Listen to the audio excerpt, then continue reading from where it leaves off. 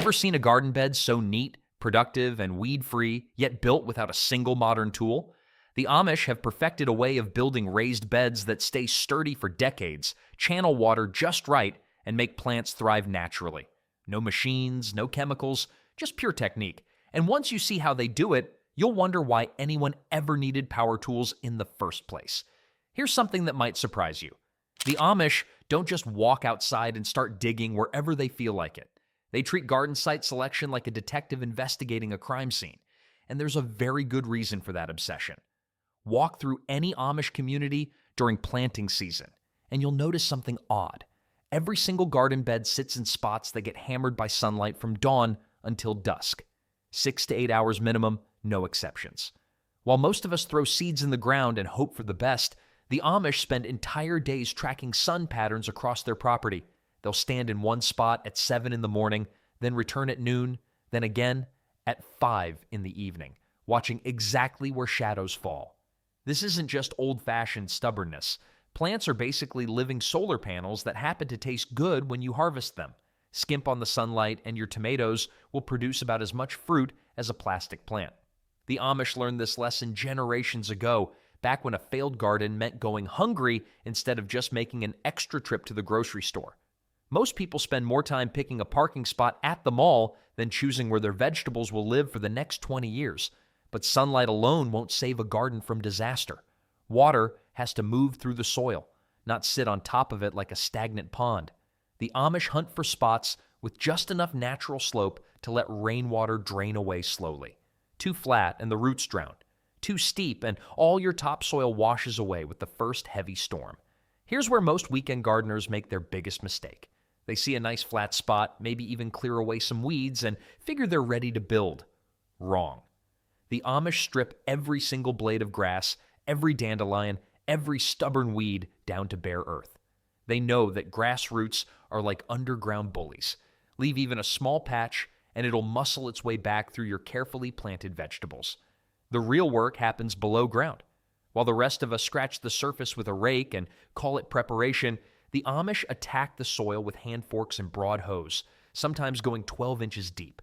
They're building an underground highway system for plant roots, breaking up hard-packed earth that would otherwise strangle young plants before they had a chance to grow.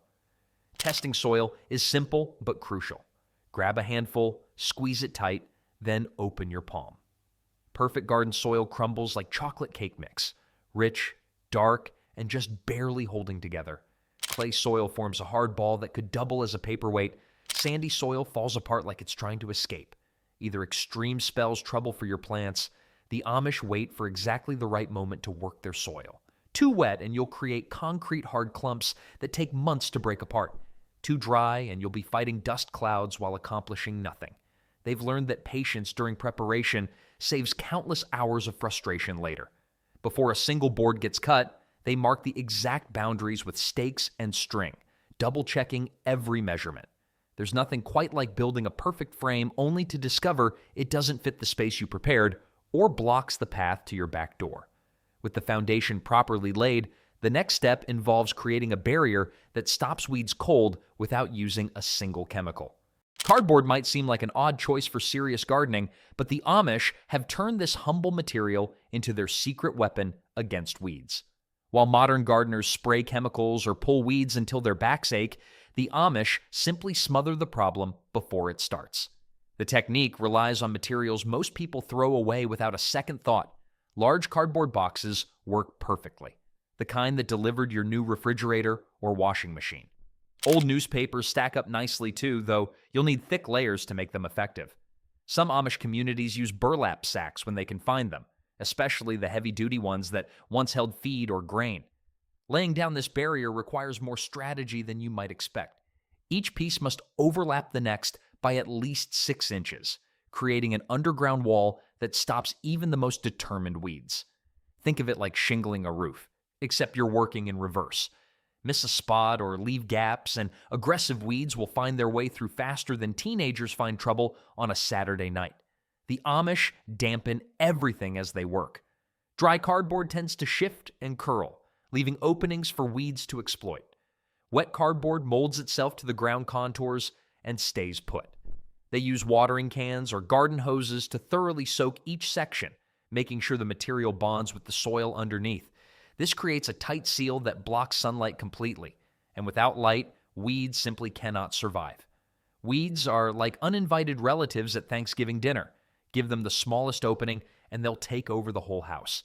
Here's where most people go wrong with this method. They think the barrier alone will solve their weed problems permanently. The Amish know better. This foundation needs a protective layer on top, usually 2 to 3 inches of good compost or quality topsoil. This covering serves multiple purposes. It holds the barrier in place, provides growing medium for desired plants, and prevents the cardboard from drying out and blowing around. The timing of this work matters tremendously. Spring installation works best when soil moisture is naturally high and the growing season lies ahead. Installing barriers during dry summer months means fighting with materials that want to curl up and fly away. Fall installation can work, but only if you're planning ahead for next year's planting season. Quality control becomes crucial during installation. The Amish inspect every inch as they work, making sure overlaps are adequate and no bare soil shows through. They pay special attention to corners and edges where gaps most commonly occur. A barrier that's 90% complete might as well be 0% complete. Weeds will find and exploit every weakness. Different materials require different handling techniques. Heavy cardboard can be laid in large sheets, while newspaper needs to be built up in thick layers. Burlap falls somewhere in between, offering good coverage but requiring careful overlap management. The Amish match their material choice to the specific site conditions and weed pressure they expect to face. The decomposition timeline varies by material and conditions. Cardboard typically breaks down over 12 to 18 months, slowly enriching the soil as it disappears. Newspaper decomposes faster, usually within 6 to 12 months. Burlap can last longer, sometimes 2 years or more. The Amish plan their garden rotation schedules around these decomposition rates. Once this foundation layer is properly installed and covered, the real construction work begins with selecting exactly the right wood for a frame that will last decades. The only product we'll ever promote on our channel is a book by Claude Davis, a veteran prepper, about 126 superfoods and preservation methods from crisis times like the Great Depression and wartime that are impossible to find elsewhere. We decided to promote his book because we are the last generation able to share these techniques and superfoods to our children or grandchildren. It would be a shame to see this information about highly nutritious foods and preservation methods to survive crises disappear. You can also find a book about herbal remedies from Nicole Apelian on their store. If you're watching this on TV, you can look up our channel, Frugal Solutions, on your phone or tablet and find the books by clicking the link in our channel description or any other video description. Cedar, locust, and redwood. These 3 woods have kept Amish raised beds standing strong for generations, while cheaper alternatives rot away like yesterday's newspaper. The difference isn't just about money, it's about understanding what makes wood survive in direct contact with soil and moisture year after year. Cedar contains natural oils that insects and fungi absolutely hate. These compounds act like a built-in preservation system, keeping the wood intact even when it's buried halfway in damp earth. White cedar and red cedar both work excellently, though red cedar tends to cost more at lumber yards. The Amish prefer cedar because it's readily available in most regions and doesn't require any chemical treatment to resist decay. Black locust might be the toughest wood on the planet for outdoor construction. This stuff is so dense and rot-resistant that old fence posts made from locust often outlast the farms they once surrounded. Finding locust lumber can be tricky since most commercial suppliers don't stock it regularly, but when the Amish can get their hands on it, they grab every board available. Locust heartwood contains natural preservatives that make it practically indestructible underground. Redwood brings its own advantages, particularly in western regions where it grows naturally. The tannins in redwood repel insects and prevent rot just like cedar oils do, but redwood tends to weather to a beautiful silver-gray color over time. It's lightweight compared to locust, but still incredibly durable. The main drawback is cost. Good redwood lumber commands premium prices that make many gardeners think twice. Pressure-treated lumber is like fast food. It might seem convenient, but you probably don't want to know what chemicals they put in it. The Amish avoid pressure-treated lumber completely, not because they're against modern technology, but because those chemical preservatives can leach into the soil and potentially contaminate vegetables. Chromated copper arsenate, alkaline copper quaternary, and other tongue-twisting chemicals might preserve wood, but they don't belong anywhere near food crops. The Amish learned long ago that natural resistance beats chemical treatment every time. Board thickness makes a huge difference in longevity. Most garden centers sell thin boards around 3/4 of an inch thick, which works fine for temporary projects, but won't hold up under the pressure of soil and moisture over multiple seasons. The Amish look for boards at least 1.5 inches thick, preferably 2 inches. Thicker boards resist warping, splitting, and bowing much better than thin ones. Height considerations depend on what you plan to grow and how deep the root systems need to go. 8 inches works for shallow-rooted crops like lettuce and herbs. 10 to 12 inches accommodates most vegetables, including tomatoes and peppers. Going higher than 12 inches usually isn't necessary unless you're dealing with particularly poor drainage or want to reduce bending when tending the garden. Width selection affects both cost and construction difficulty. Boards between 6 and 12 inches wide strike the right balance, wide enough to minimize the number of joints, but narrow enough to handle easily during construction. Very wide boards tend to cup and warp more than moderate widths, especially when exposed to alternating wet and dry conditions. The Amish inspect every board before purchase, looking for knots, cracks, and grain patterns that might cause problems later. Dead knots often fall out over time, leaving holes that weaken the entire structure. Large cracks can expand with weather changes, potentially splitting boards completely. Straight, even grain patterns indicate stronger, more stable lumber that will age gracefully. Calculating lumber needs requires careful measurement of the planned bed dimensions, plus extra material for corner bracing and potential mistakes. The Amish always buy 10 to 15% more lumber than their calculations suggest, knowing that some boards might not meet their standards or accidents can happen during construction. With the right wood selected and ready for construction, the next challenge involves cutting and shaping these materials using nothing but hand tools and traditional techniques. Sharp hand saws cut through cedar and locust like butter when you know the proper technique. The Amish maintain their crosscut saws with religious dedication, keeping teeth filed to razor sharpness and set at exactly the right angle. A dull saw fights you every stroke, while a properly maintained blade practically pulls itself through the wood. Measuring twice and cutting once isn't just an old saying, it's survival wisdom when you can't simply grab another board from the lumberyard. The Amish use wooden rulers and steel squares to mark their cuts, checking measurements from multiple angles before making the first saw stroke. They know that one mistake can ruin an expensive piece of cedar or force them to redesign the entire frame.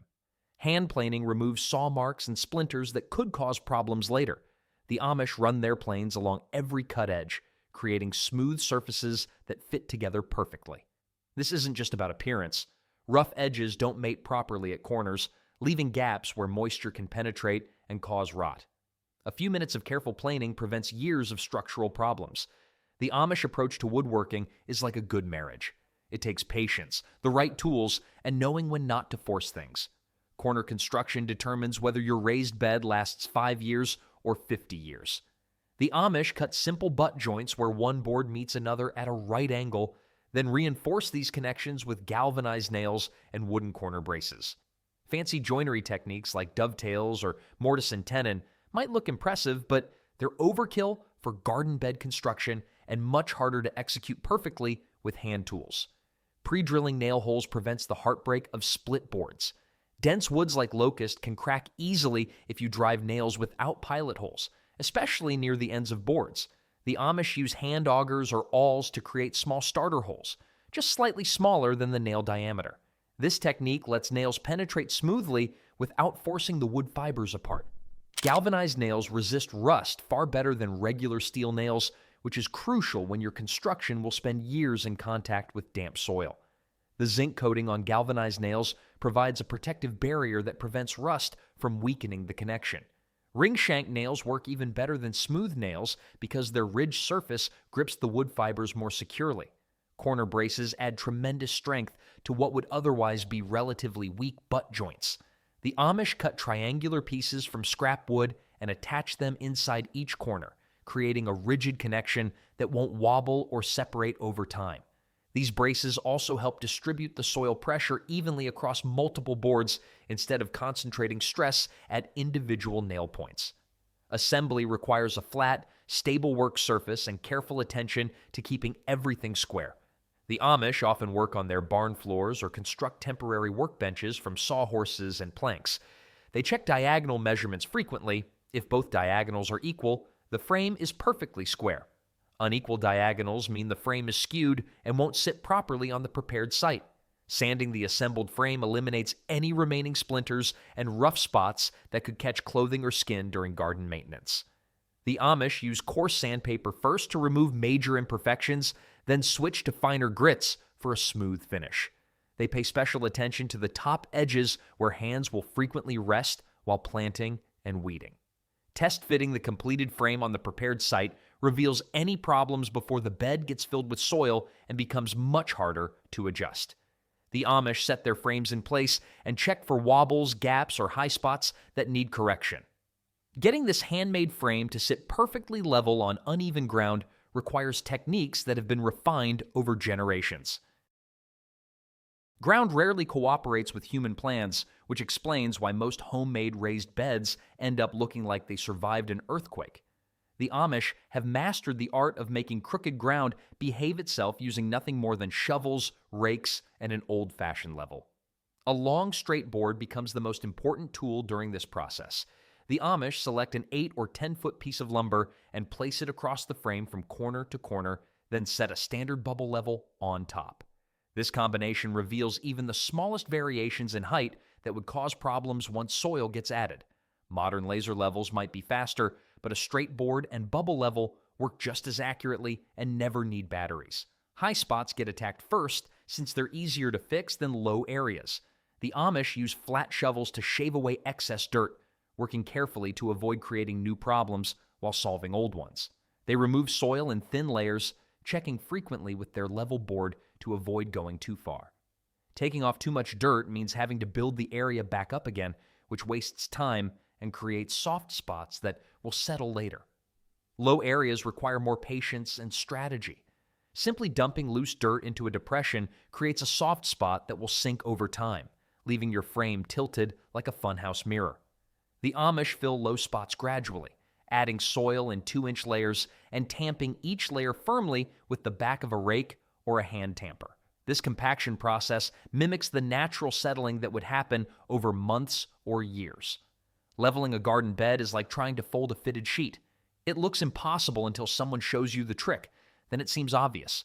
Water becomes a valuable ally during the leveling process. The Amish lightly spray-filled areas with a hose, allowing moisture to help settle the soil naturally. Wet soil compacts more effectively than dry soil and reveals soft spots that need additional attention. However, too much water creates mud that's impossible to work with, so they apply moisture gradually and let it soak in completely. The frame itself provides important feedback during this process. A properly leveled base allows the frame to sit flat without rocking or having gaps between the bottom boards and the ground. The Amish walk around the perimeter, gently pressing down on each corner and checking for movement. Any wobbling indicates that more leveling work is needed in that area. Diagonal measurements help confirm that the frame remains square during the leveling process. Disturbing the ground around a frame can cause it to shift out of square, even when you're being careful.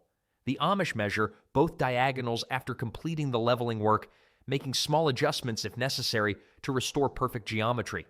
Adding a thin layer of soil inside the frame locks everything in place and provides a stable foundation for the growing medium that comes next. The Amish spread about an inch of loose topsoil across the bottom of the frame, then rake it smooth.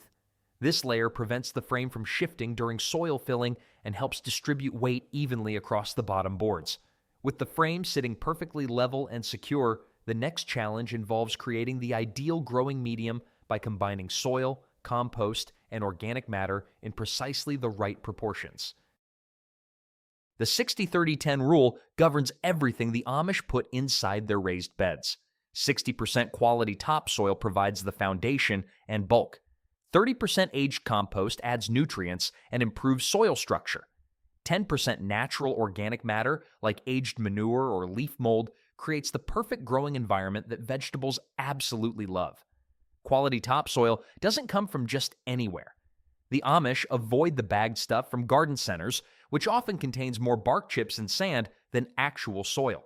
Instead, they source their topsoil from trusted local suppliers who screen their material and know exactly what's in each load. Good topsoil should be dark brown or black, smell earthy and rich, and feel slightly sticky when squeezed, but crumble easily when disturbed. Compost making happens year-round in Amish communities. Kitchen scraps, fallen leaves, grass clippings, and animal manure get layered in bins or piles behind barns and houses. The key is maintaining the right balance between carbon-rich brown materials like leaves and nitrogen-rich green materials like vegetable scraps. Too much green material creates slimy, smelly piles. Too much brown material takes forever to decompose. Temperature tells you when compost is ready to use. Fresh compost heats up to 140 to 160 degrees as bacteria break down organic matter. The Amish test compost piles by sticking their hands deep into the center. Hot compost means active decomposition is happening. Once the pile cools down and stops generating heat, the compost is ready for garden use. Good compost is like a fine wine. It gets better with age, and rushing the process usually leads to disappointment. The mixing process requires more strategy than dumping everything together and hoping for the best.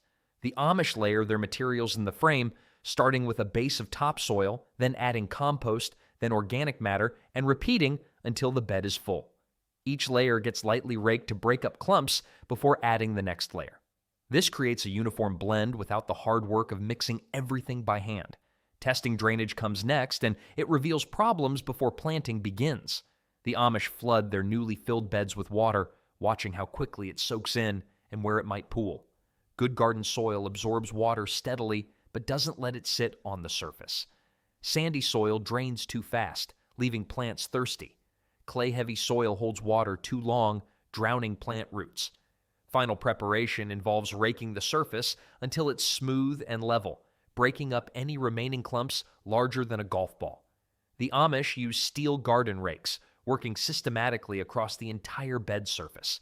They pay special attention to corners and edges where soil tends to settle unevenly. The finished surface should look like chocolate cake mix, fine, dark, and inviting. Settling happens naturally over the first few weeks after filling. The Amish expect their beds to drop an inch or two as soil particles find their permanent positions. They keep extra soil mixture handy to top off beds that settle more than expected. Adding water helps speed up this settling process and reveals any areas that need additional soil. The filled bed needs protection from the elements and weeds, which brings us to the ancient art of mulching. Straw might look like simple barn leftovers, but the Amish treat it like garden gold. Wheat straw works best because it contains fewer seeds than other types, though oat straw and barley straw also do the job well. The key is getting straw that's been properly stored and hasn't started rotting in the field. Fresh, golden straw smells sweet and feels dry to the touch, while old straw smells musty and falls apart when handled. Application thickness makes the difference between success and failure. Too thin and weeds will push right through. Too thick and water can't penetrate to reach plant roots. The Amish spread straw in layers about 3 to 4 inches thick, which compresses down to roughly 2 inches once it settles. This depth blocks sunlight completely while still allowing air and water to flow through to the soil underneath. Timing the mulch application requires understanding plant growth stages. Young seedlings get smothered by heavy mulch applied too early, so the Amish wait until plants are at least 4 inches tall before adding the full thickness. They start with lighter applications around small plants, gradually building up the mulch layer as vegetables grow larger and stronger. Keeping mulch away from plant stems prevents a host of problems that can kill otherwise healthy vegetables. Mulch piled against tomato stems invites fungal diseases and provides hiding spots for slugs and other pests. The Amish maintain a clear circle about 3 inches in diameter around each plant stem, creating a protective barrier that still allows the benefits of mulching without the risks. Mulch is like a good neighbor, close enough to help when you need it, but not so close that it starts borrowing your tools and never returns them. The Amish learned this lesson after generations of dealing with both mulch and actual neighbors. Sheep wool mulch offers unique advantages that many gardeners never consider. This natural material repels slugs and snails, slowly releases nitrogen as it decomposes, and holds moisture better than most organic mulches. The Amish who raise sheep collect wool that's too coarse for clothing and use it around their vegetable plants. Wool mulch lasts longer than straw and doesn't blow away in strong winds. Fallen leaves provide free mulching material that most people waste by bagging and throwing away. Oak leaves work particularly well because they resist decomposition and maintain their structure throughout the growing season. Maple leaves break down faster, which can be good or bad depending on your goals. The Amish shred large leaves with their mowing equipment before applying them, preventing the formation of impermeable mats that shed water instead of absorbing it. Replacement schedules depend on the type of mulch and local weather conditions. Straw typically needs refreshing once or twice during the growing season as it breaks down and gets incorporated into the soil. Leaf mulch decomposes faster and may need monthly attention in wet climates. Wool mulch can last an entire season without replacement, making it economical despite higher initial costs. Seasonal mulch management extends beyond the growing season. The Amish pile extra straw or leaves on their beds in late fall, creating an insulating layer that protects soil organisms through winter. This heavy winter mulch gets partially removed in spring before planting, with the remainder worked into the soil as organic matter. Proper water management becomes even more important once mulch is in place, requiring techniques that work with nature rather than against it. Rainwater collection transforms every storm into a gift for the garden. The Amish position wooden barrels and concrete cisterns under roof downspouts, capturing hundreds of gallons during heavy rains that would otherwise wash away into ditches. A typical 1,000-square-foot roof can collect over 600 gallons from just 1 inch of rainfall, enough to water a substantial garden for weeks. Barrel placement requires strategic thinking beyond simply setting containers under gutters. The Amish elevate their collection barrels on wooden platforms or concrete blocks, creating gravity pressure that pushes water through hoses without needing pumps or electricity. Even a 2-foot elevation provides enough pressure for gentle watering throughout a medium-sized garden. Morning watering gives plants the entire day to dry off before evening temperatures drop. Wet leaves overnight invite fungal diseases that can destroy entire crops, especially tomatoes and peppers. The Amish start their watering routine just after sunrise when temperatures are cool and evaporation rates are low. This timing allows maximum water absorption while minimizing waste and disease risk. Hand testing soil moisture beats any fancy electronic gadget for accuracy and reliability. The Amish stick their fingers 2 to 3 inches deep into the soil around plant roots. Dry soil at this depth means watering time has arrived. Moist soil means plants have adequate water, and additional watering would be wasteful or even harmful. This simple test works in all weather conditions and never needs batteries. Watering can selection makes a significant difference in both efficiency and plant health. The Amish prefer galvanized metal cans with long spouts and fine rose attachments. The rose breaks water flow into gentle droplets that won't disturb soil or damage delicate seedlings. Large capacity cans reduce the number of trips to refill, while sturdy construction ensures decades of reliable service. The Amish approach to watering is like a good conversation. It's all about timing, knowing when to stop, and making sure everyone gets their fair share. Gravity-fed systems eliminate the need for expensive irrigation equipment while providing consistent water pressure. The Amish connect their elevated barrels to garden hoses using simple spigots installed near the bottom of each container. The water flows steadily but gently, perfect for soaking soil without creating runoff or erosion. Evening watering becomes acceptable only during extreme heat waves when morning watering isn't sufficient. Even then, the Amish water early enough in the evening to allow plant leaves to dry before nightfall. Late evening watering creates the damp conditions that slugs, snails, and fungal diseases love most. Deep watering encourages strong root development better than frequent shallow watering. The Amish apply water slowly and thoroughly, allowing it to penetrate 8 to 12 inches into the soil. This deep moisture encourages plant roots to grow downward instead of staying near the surface where they're vulnerable to heat and drought. Water temperature matters more than most gardeners realize. Cold water shocks plant roots and can slow growth, while very warm water can damage sensitive root systems. The Amish let collected rainwater sit in barrels for at least a day before using it, allowing the water temperature to moderate naturally. Conservation techniques stretch limited water supplies through dry spells.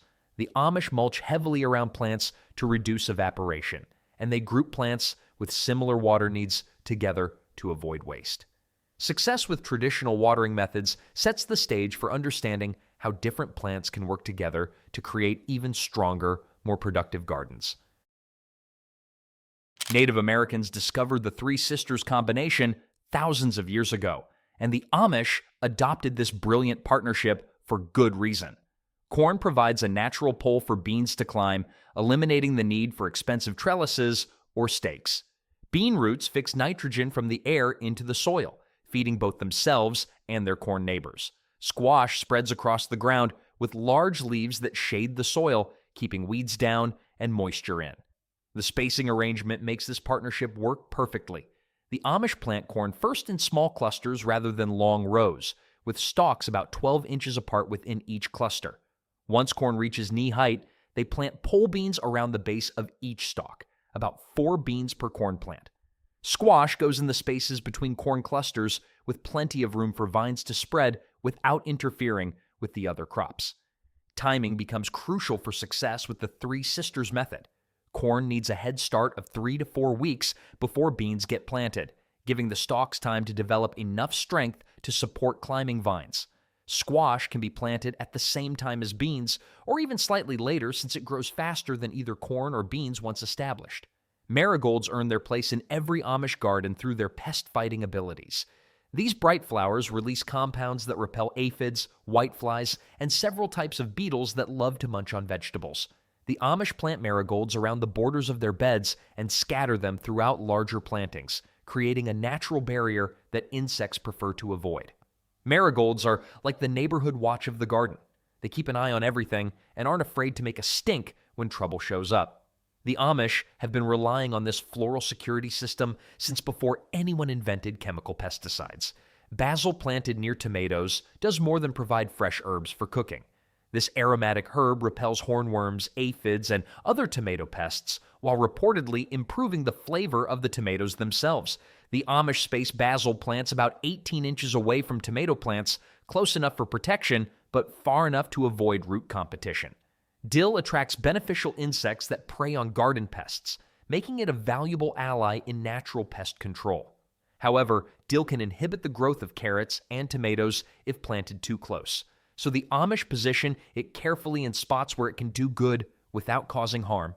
Dill also self-seeds readily, providing a continuous supply of pest-fighting plants year after year. Crop rotation prevents soil depletion and breaks pest cycles that can devastate gardens. The Amish divide their garden beds into sections and rotate plant families through different areas each year. Heavy feeders like corn and tomatoes go in one section the first year, followed by lighter feeders like beans and peas the second year, then root crops like carrots and radishes the third year. Proper spacing allows air circulation that prevents fungal diseases from taking hold. Crowded plants create humid microclimates where mold and mildew thrive. The Amish follow spacing recommendations religiously, even when it means growing fewer plants than the bed could theoretically hold. Better to have fewer healthy plants than many diseased ones. Plant height arrangements ensure that tall crops don't shade shorter ones unnecessarily. The Amish place tall plants like corn and pole beans on the north side of beds, with medium-height plants like tomatoes in the middle and short crops like lettuce and herbs on the south side. Creating these natural partnerships requires ongoing attention to keep everything healthy and productive throughout the growing season. Chickens and ducks serve as living pest control systems that never need batteries or chemical refills. A small flock of chickens can eliminate thousands of slugs, grubs, and insects from a garden in a single season while providing fresh eggs as a bonus. The Amish let their birds roam freely through garden beds during specific times, usually early morning or late evening when the chickens are most active and vegetables are less likely to be damaged. Timing chicken releases requires careful planning to protect both crops and birds. Young seedlings get trampled or eaten by enthusiastic chickens, so the Amish wait until plants are well established before introducing feathered pest control. They also avoid letting chickens into beds right before harvest, when birds might damage ripe vegetables or leave unwanted deposits on food crops. Duck efficiency surpasses chickens when it comes to slug and snail control. These waterfowl have an incredible appetite for slimy garden pests and can clean out infestations that would take weeks to control by hand. Ducks also eat fewer vegetables than chickens, making them safer around delicate crops like lettuce and herbs. Daily garden walks reveal problems before they become disasters. The Amish make inspection rounds every morning, checking for pest damage, disease symptoms, and weed emergence. Early detection allows for quick intervention using natural methods instead of waiting until problems require drastic measures. These walks also help identify which plants need water, support, or harvest. Garden maintenance is like housekeeping. Ignore the small messes, and eventually the whole place falls apart. The Amish learned this lesson after generations of dealing with both gardens and actual houses. Annual compost applications keep soil fertility high without expensive fertilizers. Each fall, the Amish spread 2 to 3 inches of aged compost across their raised beds, working it gently into the top layer of soil. This yearly feeding provides slow-release nutrients throughout the following growing season while improving soil structure and water retention. Weed control happens constantly rather than in marathon sessions. The Amish spend a few minutes each day pulling small weeds before they establish deep root systems or go to seed. This little and often approach prevents weeds from overwhelming the garden and makes the work much easier than letting them grow large. Seasonal bed preparation begins in late fall, when most gardeners have abandoned their plots until spring. The Amish remove spent plants, add compost, and cover beds with thick layers of mulch or straw. This winter protection prevents soil erosion, suppresses early weeds, and provides habitat for beneficial insects that help control pests. Disease prevention relies on cleanliness and good air circulation rather than chemical sprays. The Amish remove diseased plant material immediately and dispose of it away from the garden area. They avoid working in wet gardens when diseases spread easily from plant to plant, and they clean their tools regularly to prevent contamination. Beneficial insect habitat gets created intentionally through diverse plantings and undisturbed areas. The Amish leave small wild patches near their gardens where predatory insects can overwinter and multiply. These beneficial bugs then patrol the vegetable beds, controlling harmful pests naturally without any human intervention. Tool maintenance ensures equipment stays sharp and effective throughout the growing season. Dull hoes make weeding harder, while rusty tools can spread plant diseases.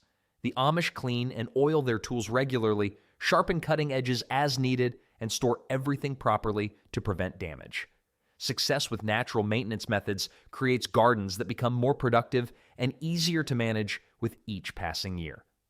Raised beds aren't just garden boxes, they're living foundations, and the Amish build them to thrive for decades. Every layer, every board, every handful of soil is placed with purpose and patience. No shortcuts, no noise, just timeless wisdom working quietly beneath your feet. Follow their way, and your garden might just outgrow your expectations.